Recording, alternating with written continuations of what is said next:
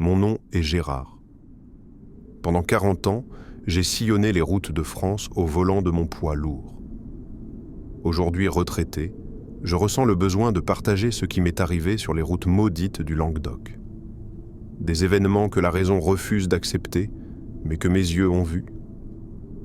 C'était il y a 20 ans. Je transportais des matériaux de construction de Montpellier vers Toulouse. 10 heures de route déjà derrière moi. La nuit venait de tomber sur les collines du Languedoc, et j'adorais ces heures sombres où les routes se vidaient. Cette solitude me rassurait, m'apaisait même. J'écoutais une vieille chanson française quand mes phares ont éclairé une silhouette au bord de la D612, près du panneau indiquant le kilomètre 62. Un homme d'une 60aine d'années faisait du stop, ses vêtements sales et déchirés, flottant dans le Mistral. « Où allez-vous, mon ami ?» lui ai-je demandé en m'arrêtant. « Mon camion, à 1 kilomètre d'ici. Personne ne s'arrête pour m'aider ?» a-t-il murmuré d'une voix étrangement étouffée. L'homme est monté côté passager. Immédiatement, une odeur de terre humide et de quelque chose d'indéfinissable a envahi la cabine. Il restait silencieux, le regard fixé droit devant lui. Ses yeux avaient quelque chose d'étrange, comme s'il regardait au-delà de ce monde. 1 kilomètre, puis 2, puis 3. Aucun camion en panne. Quand j'ai jeté un coup d'œil au compteur kilométrique, mon sang s'est glacé. Nous étions de retour au kilomètre 62, exactement là où je l'avais pris. Comment est-ce possible ? Ai-je balbutié. L'homme a tourné sa tête vers moi. Son visage était d'une pâleur cadavérique et un sourire terrifiant s'est dessiné sur ses lèvres. « Descendez, descendez maintenant !» ai-je hurlé. Il est sorti sans un mot, sans un regard. Je l'ai vu marcher vers les chênes verts qui bordent la route et disparaître dans les ombres, comme s'il s'était fondu dans la nuit languedocienne. Que s'est-il vraiment passé cette nuit-là sur la D612 ? Était-ce le Mistral qui me jouait des tours, ou quelque chose de bien plus sinistre hante-t-il les routes du Languedoc ? Si vous avez vécu des expériences similaires sur les routes de France, partagez-les en commentaire. Et n'oubliez pas de vous abonner pour découvrir la suite de cette histoire vraie qui va vous glacer le sang. Je n'ai pas eu le temps de redémarrer. Un autre poids, lourd, s'est arrêté devant moi, ses warnings clignotant dans la nuit languedocienne. Le conducteur en est descendu rapidement, courant vers ma portière avec une urgence dans ses gestes. « Mon ami, il faut partir d'ici. Tu as vu le vieil homme qui fait du stop, n'est-ce pas ? Comment pouvait-il savoir ? Mon cœur s'est mis à battre plus fort. Cet homme, la cinquantaine, portait les couleurs d'une entreprise de transport de Béziers. Son visage était marqué par l'inquiétude. Je parcours cette route presque tous les jours depuis 15 ans. M'a-t-il expliqué en regardant nerveusement vers les chênes. Ce que tu viens de voir, c'est Marcel Fourcade. Il est mort ici même il y a 12 ans. Marcel Fourcade. Un nom gravé dans la mémoire collective des routiers du Languedoc.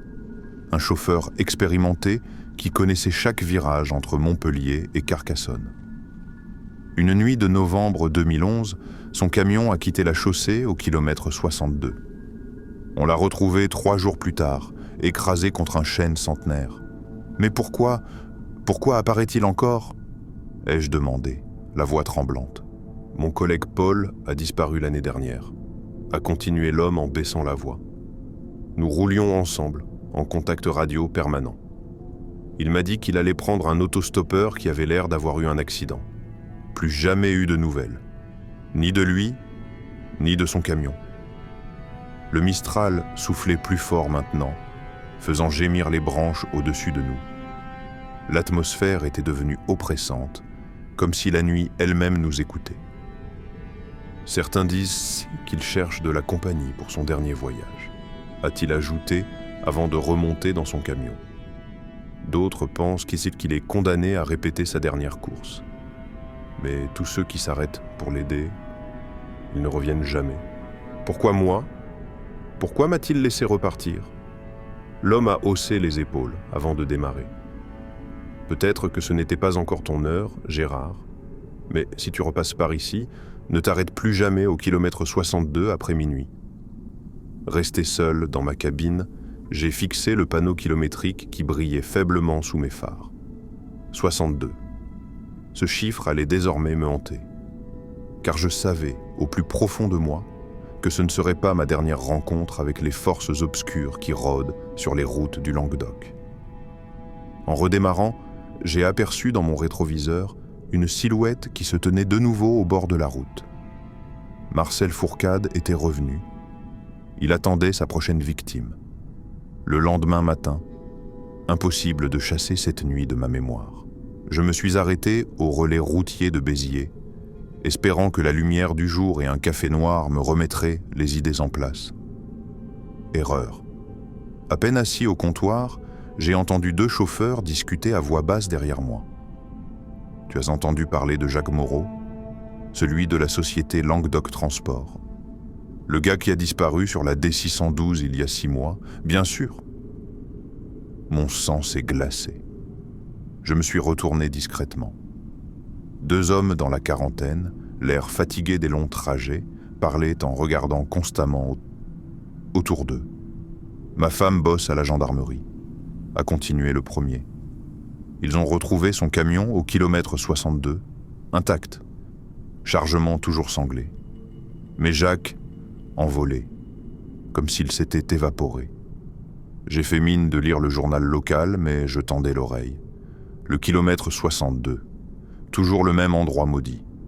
Mon beau-père raconte qu'avant la guerre, cette portion de route était déjà réputée, a murmuré le second. Les anciens l'appelaient le passage des âmes. Paraît qu'à l'époque des Cathares, c'était un lieu d'exécution. Les Cathares. Ces hérétiques brûlés par l'Inquisition au XIIIe siècle dans tout le Languedoc. Leurs âmes torturées entraient-elles encore cette terre rougie de sang? L'un des hommes a décroché son téléphone. Sa voix s'est faite plus grave. « Allô? Comment ça, un autre camion? Au kilomètre 62? Non, impossible, j'arrive. » Il s'est levé précipitamment, le visage livide. « Qu'est-ce qui se passe ?» a demandé son collègue. Ils viennent de retrouver le camion de Bernard Dulac. Moteur tournant au ralenti, phares allumés, mais Bernard a disparu. Exactement comme les autres. Je n'ai pas pu m'empêcher d'intervenir. « Excusez-moi, vous parlez du kilomètre 62 sur la D612 ?» Les 2 hommes m'ont dévisagé avec méfiance. « Vous le connaissez ?» J'y étais hier soir, j'ai vu Marcel Fourcade. Un silence de mort s'est abattu sur notre coin du relais. Puis, le plus âgé s'est penché vers moi. « Vous mentez. Marcel est mort il y a 12 ans. Je sais. Mais il m'a fait monter dans mon camion. Il cherchait de l'aide pour son propre camion, soi-disant en panne. » Les visages se sont fermés. L'un d'eux a sorti un chapelet de sa poche. « Mon vieux, si Marcel vous a laissé repartir vivant, c'est que vous avez quelque chose de spécial. Ou alors, il a marqué une pause. Ou alors il vous a marqué. Et il reviendra vous chercher. » Une sueur froide a coulé dans mon dos. « Marqué ? Que voulait-il dire ? » « Écoutez-moi bien, » a repris l'homme en se levant. « Ne repassez plus jamais par la D612 la nuit. Prenez l'autoroute, même si c'est plus long. Cette route, elle réclame son dû. » En sortant du relais, j'ai aperçu au loin les gyrophares des gendarmes. Un autre camion. Un autre disparu. Au kilomètre 62. Les paroles du relais me hantaient. Marqué. Ce mot résonnait dans ma tête comme un glas. J'ai décidé de creuser l'histoire de cette route maudite. Direction. Les archives départementales de Montpellier. Madame Catala, l'archiviste, une femme âgée aux cheveux blancs, m'a accueilli avec curiosité quand j'ai mentionné mes recherches sur la D612. « Ah, la route des Cathares », a-t-elle murmuré en remontant ses lunettes. « Vous n'êtes pas le premier à venir fouiller dans ces dossiers. Suivez-moi. » Elle m'a conduit dans une salle poussiéreuse où s'entassaient des cartons jaunis. L'odeur du papier ancien et de l'humidité imprégnaient l'air. Voici les archives de 1209 à 1244, l'époque de la croisade contre les Albigeois, a-t-elle expliqué en sortant un épais dossier. Cette portion de route traverse l'ancien chemin des supplices. le chemin des supplices. Un frisson m'a parcouru l'échine. Dans un manuscrit latin traduit, j'ai découvert l'horreur. Au kilomètre 62 actuel se dressait autrefois un gibet permanent. Les parfaits cathares y étaient pendus avant d'être brûlés. Le texte mentionnait des centaines d'âmes qui n'ont jamais trouvé leur repos. Regardez cette carte de 1887, a continué Madame Catala en déployant un document fragile. Au kilomètre 62, un symbole étrange était tracé. Une croix inversée entourée d'un cercle. À côté, une annotation à l'encre délavée, lieu de passage des trépassés, évité après le coucher du soleil. Mais ce n'est pas tout, a-t-elle ajouté en sortant un autre dossier. Regardez les rapports de gendarmerie du XXe siècle. 1923. Disparition du postillon Henri Lacaze au kilomètre 62. 1947. Un camion militaire retrouvé vide au même endroit. 1965. Disparition du chauffeur de bus Marcel Bonneau. 1978. Un routier parisien volatilisé avec sa remorque. Et la liste continuait. Tous les 12 ans environ, toujours au kilomètre 62. Marcel Fourcade était donc prédestiné, ai-je murmuré. Pas prédestiné, choisi, a corrigé l'archiviste. D'après les témoignages, les victimes ont toutes un point commun. Elles sont seules, fatiguées, et elles s'arrêtent pour aider quelqu'un. Mon cœur s'est emballé. C'était exactement mon cas. Les anciens racontent qu'il faut un passeur pour maintenir le passage ouvert entre les mondes, a-t-elle continué. Marcel était le dernier en date. Mais s'il vous a laissé partir, c'est qu'il vous a choisi comme successeur. Les mots ont résonné comme une sentence de mort. Successeur, passeur d'âme, gardien maudit du kilomètre 62. Il y a un moyen de briser la malédiction. Component placement, ai-je demandé d'une voix tremblante. Madame Catala a fouillé dans ses papiers et a sorti un fragment de parchemin. Selon ce texte cathare, seule une âme pure qui refuse le passage 3 fois peut libérer le gardien actuel. Mais attention, refuser le passage a un prix. Quel prix? Elle a refermé le dossier, le visage grave. Celui qui refuse devient la proie de toutes les âmes en peine du chemin des supplices. Elles le traqueront jusqu'à ce qu'il cède ou jusqu'à ce qu'il en meure. En sortant des archives, j'ai compris que ma vraie épreuve ne faisait que commencer. Marcel reviendrait. Et la prochaine fois, il ne me laisserait pas le choix. 3 semaines avaient passé depuis ma découverte aux archives. J'évitais religieusement la D612, prenant toujours l'autoroute malgré les coûts supplémentaires. Mais ce soir de décembre, le destin en avait décidé autrement. Un carambolage sur l'A9 m'obligeait à emprunter la nationale. Il pleuvait des cordes sur le Languedoc et mes phares peinaient à percer l'obscurité. 22h45 au tableau de bord, bientôt minuit. Le panneau est apparu dans la lueur de mes phares, kilomètre 60. Mon cœur s'est emballé. Plus que 2 kilomètres avant le point maudit. J'ai accéléré, espérant passer le kilomètre 62 le plus vite possible. Mais au détour d'un virage, mes phares ont éclairé une silhouette familière. Sous la pluie battante, Marcel Fourcade attendait. Sa silhouette dégoulinante d'eau ressemblait à un cadavre exhumé. Malgré moi, j'ai freiné. Une force invisible semblait guider mes gestes. Marcel a levé sa main décharnée et j'ai senti mon pied lâcher l'accélérateur. Non, Zrenia, pas cette fois. Mais la portière s'est ouverte toute seule. Marcel est monté, apportant avec lui une odeur de terre mouillée et de décomposition. Cette fois, il a parlé. « Tu as cherché à comprendre, Gérard. Maintenant, tu sais, il est temps. » Temps de quoi? De prendre ma place, de devenir le gardien du passage. Ses yeux brillaient d'une lueur spectrale dans l'obscurité de la cabine. J'ai vu autour de nous des dizaines d'autres silhouettes émerger de la nuit. Les victimes précédentes.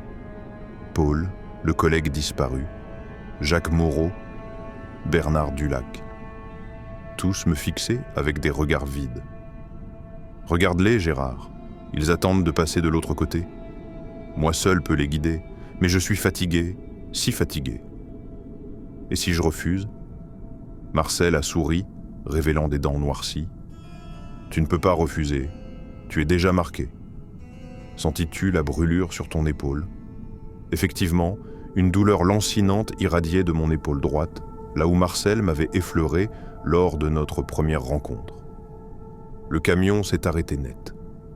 Nous étions exactement au kilomètre 62, à la place même où Marcel avait trouvé la mort 12 ans plus tôt. « Descends maintenant », a-t-il ordonné, et marche vers les arbres. Je me suis souvenu des paroles de Madame Catala. Seule une âme pure qui refuse le passage 3 fois peut libérer le gardien actuel. Je refuse. Swing, ai-je hurlé dans la nuit. Un cri inhumain a déchiré l'air. Marcel et toutes les apparitions ont reculé comme frappés par une force invisible. Mais Marcel s'est redressé, plus menaçant encore. « Tu ne peux refuser qu'une seule fois, Gérard. La prochaine, tu n'auras plus le choix. » Ils ont tous disparu d'un coup. Mon camion a redémarré instantanément. Mais en repartant, j'ai aperçu dans le rétroviseur une inscription qui n'était pas là avant, gravée dans la buée de la vitre arrière, 2 fois. Marcel comptait. Il me restait 2 refus avant d'être définitivement piégé. Mais à quel prix allais-je payer cette résistance? Car au fond de moi, je sentais que les vraies épreuves ne faisaient que commencer. Après ma seconde rencontre avec Marcel, j'ai cherché l'aide du seul homme qui pourrait comprendre.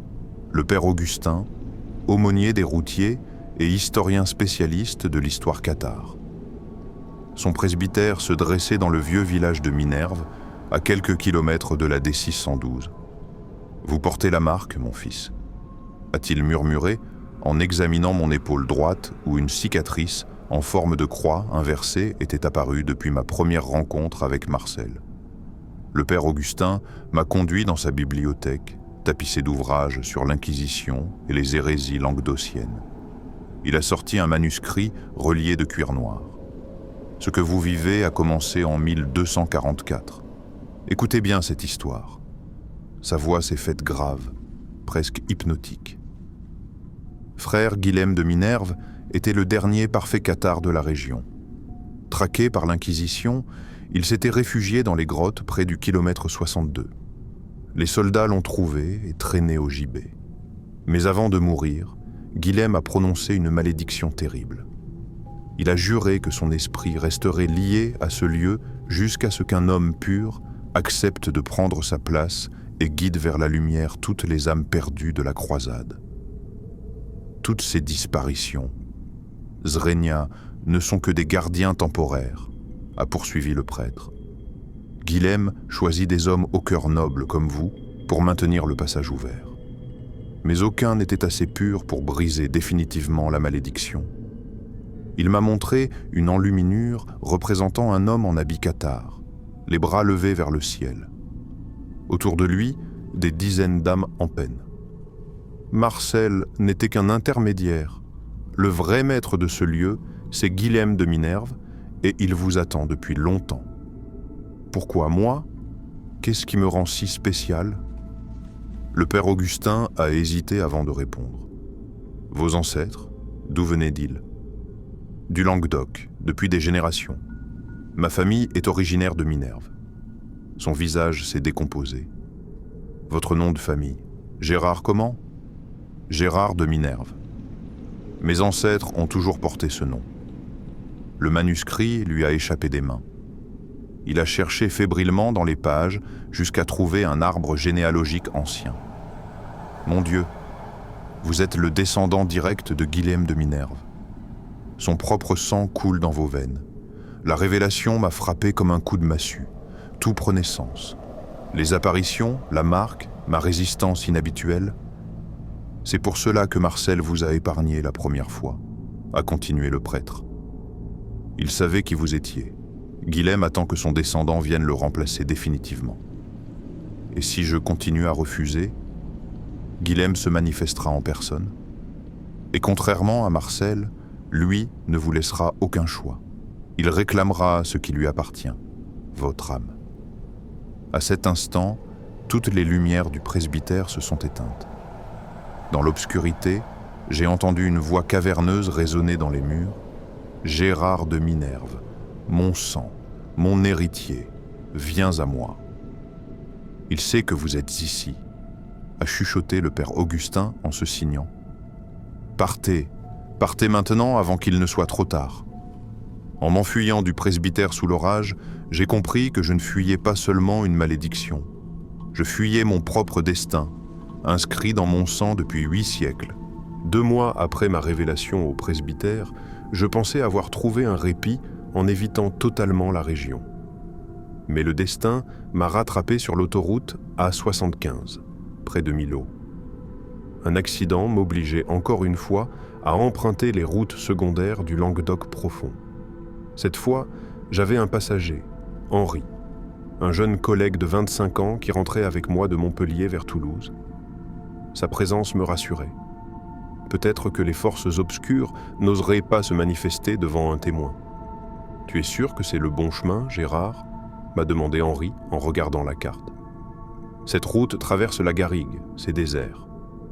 Fais-moi confiance, petit. 40 ans de route, ça compte. » Il était 3 heures du matin. Nous roulions depuis Béziers quand la fatigue a commencé à me gagner. J'ai proposé à Henri de prendre le volant le temps que je dorme un peu dans la couchette. « Réveille-moi s'il y a quoi que ce soit d'anormal », lui ai-je dit en m'installant à l'arrière. Je venais de fermer les yeux quand la voix d'Henri m'a tiré de ma somnolence. « Gérard, regarde ça. » J'ai ouvert le rideau de la couchette. Dehors, dans la lueur de nos phares, une silhouette massive se déplaçait entre les chênes kermès. Elle avançait sur ses pattes arrière, comme un homme, mais sa carrure et sa démarche n'avaient de rien d'humain. « Qu'est-ce que c'est que cette chose ?» a murmuré Henri, la voix tremblante. Le camion s'est arrêté net. Henri tentait de redémarrer, mais rien n'y faisait. La créature s'est approchée lentement et nous avons pu distinguer ses traits dans la lumière des phares. C'était un taureau, mais pas n'importe lequel. Il marchait debout sur ses pattes arrière, ses yeux brillaient d'une lueur rouge et ses cornes semblaient avoir été taillées dans l'obsidienne. Le taureau de Minerve des légendes cathares, le gardien des âmes damnées. C'est pas possible, Zrenia a balbutié Henri. Les taureaux ne marchent pas debout. La bête s'est immobilisée à une 20aine de mètres, nous fixant intensément. J'ai compris immédiatement. Guilhem de Minerve envoyait ses créatures me chercher. Henri, tu as quelque chose de religieux sur toi ? Une médaille de Saint Christophe, patron des voyageurs. Pourquoi ? Sors là et commence à prier. Prie comme tu n'as jamais prié de ta vie. Henri a obéi, sortant sa petite médaille en argent. Immédiatement, la créature a poussé un rugissement qui a fait vibrer les vitres du camion. « Ça marche, elle recule !» Zrenia, s'est exclamé Henri. Mais mon soulagement a été de courte durée. D'autres silhouettes émergeaient de la garrigue. Des loups aux yeux de braise, des sangliers aux défenses argentées. Toute une meute de créatures spectrales encerclait notre camion. « Mon Dieu, Gérard, qu'est-ce qu'on a fait pour mériter ça ? Ce n'est pas ce qu'on a fait, Henri, c'est ce que je suis. » Je lui ai raconté en accéléré mon héritage maudit, Marcel Fourcade, Guilhem de Minerve. Henri m'écoutait, les yeux écarquillés, sans cesser de serrer sa médaille. « Tu veux dire que ces choses, elles te cherchent ? Elles veulent me ramener au kilomètre 62 pour que j'accomplisse ma destinée ?» Soudain, le taureau s'est dressé sur ses pattes arrière et a abattu ses sabots sur le capot. Le métal s'est enfoncé comme du papier froissé. Henri, récite le Notre Père. Maintenant, tandis qu'Henri priait, j'ai senti une force étrange m'envahir. La médaille de Saint Christophe s'est mise à luire d'une douce lumière dorée. Les créatures ont reculé en gémissant. Continue Henri, ça fonctionne. Peu à peu, les créatures spectrales ont disparu dans la garrigue.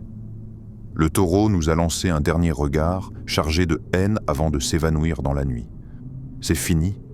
a demandé Henri, épuisé. « Non, c'est juste le début. Guilhem sait où je suis. Et la prochaine fois, il viendra en personne. Le lendemain de notre rencontre avec les créatures de la garrigue, Henri n'était plus le même homme. Il avait pris un congé maladie et refusé de me parler au téléphone. Sa femme m'a dit qu'il passait ses nuits à arpenter leur appartement en murmurant des prières. Une semaine plus tard, elle m'a appelé, paniquée. « Gérard, Henri a disparu. Il est parti dans la nuit sans rien dire. J'ai trouvé ça sur son oreiller. » Elle m'a lu le message griffonné d'une écriture tremblante. « Il m'appelle.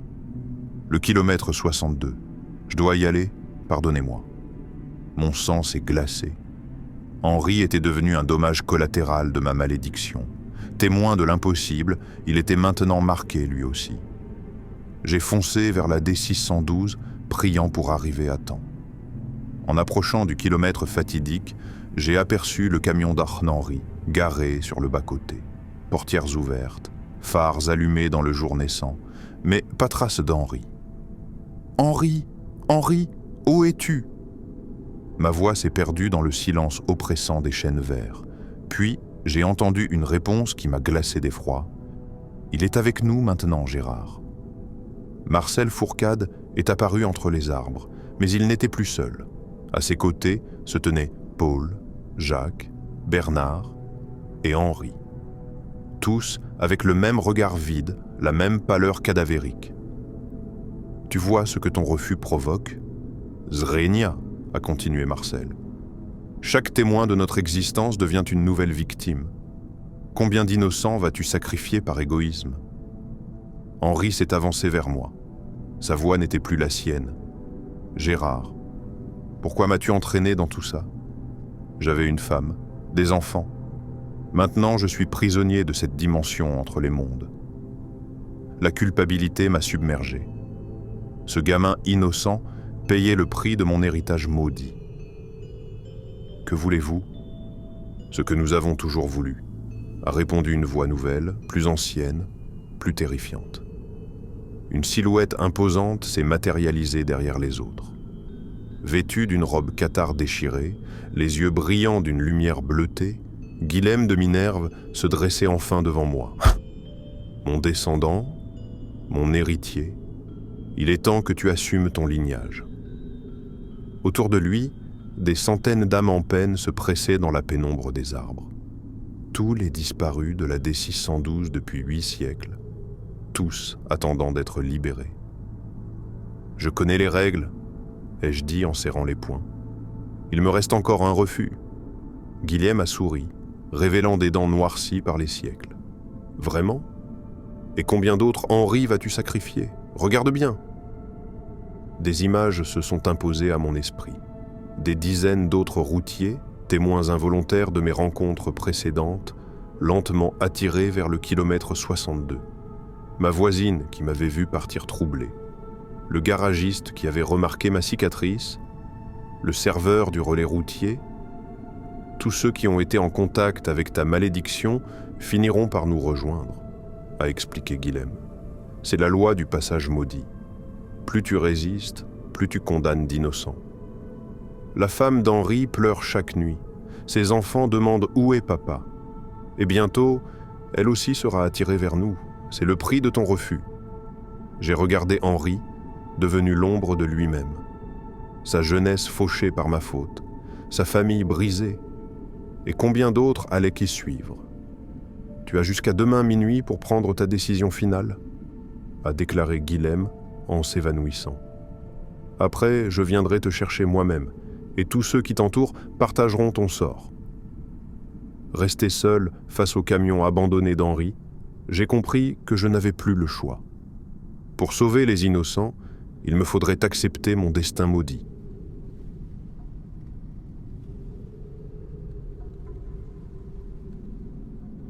« 23h45. Il ne me restait que 15 minutes avant l'ultimatum de Guilhem de Minerve. J'avais pris ma décision.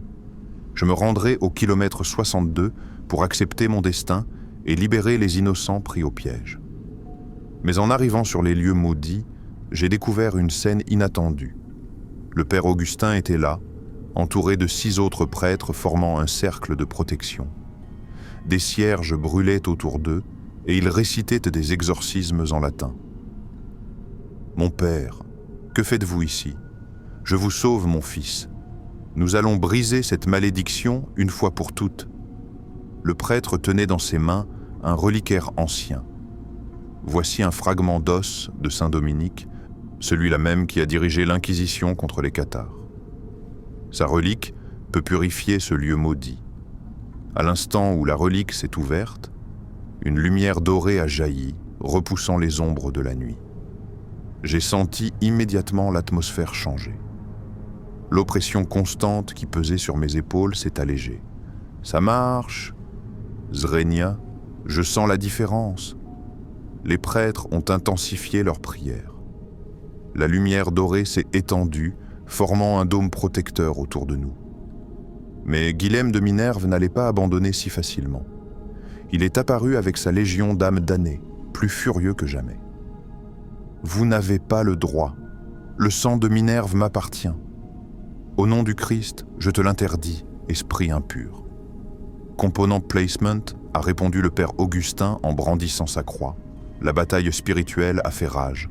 D'un côté, les forces du mal menées par Guilhem. De l'autre, la foi pure des 7 prêtres. Au centre, moi, enjeu de ce combat cosmique. Peu à peu, la lumière sacrée a pris le dessus. Guilhem et ses créatures ont reculé, hurlant de douleur au contact de l'aura divine. Non, pas maintenant. J'étais si près. Guilhem de Minerve s'est désintégré dans un cri d'agonie, emportant avec lui Marcel, Paul, Jacques et Henri. Tous libérés enfin de leur prison éternelle. C'est fini, a murmuré le père Augustin en s'effondrant d'épuisement. La malédiction est brisée. Le passage est scellé. J'ai regardé ma main droite. La cicatrice en forme de croix inversée avait disparu. Je me sentais normal, libéré. Dans les jours qui ont suivi, tout semblait revenir à la normale. Henri était réapparu chez lui sans aucun souvenir de son enlèvement spectral. Sa femme pleurait de joie. Les autres familles de disparus ont retrouvé leurs proches, miraculeusement revenus à la vie. Je suis retourné à mon travail de routier, empruntant la D612 sans crainte. Le kilomètre 62 était redevenu un simple point sur la carte. 3 mois de paix parfaite. Je commençais à croire que mon cauchemar était vraiment terminé.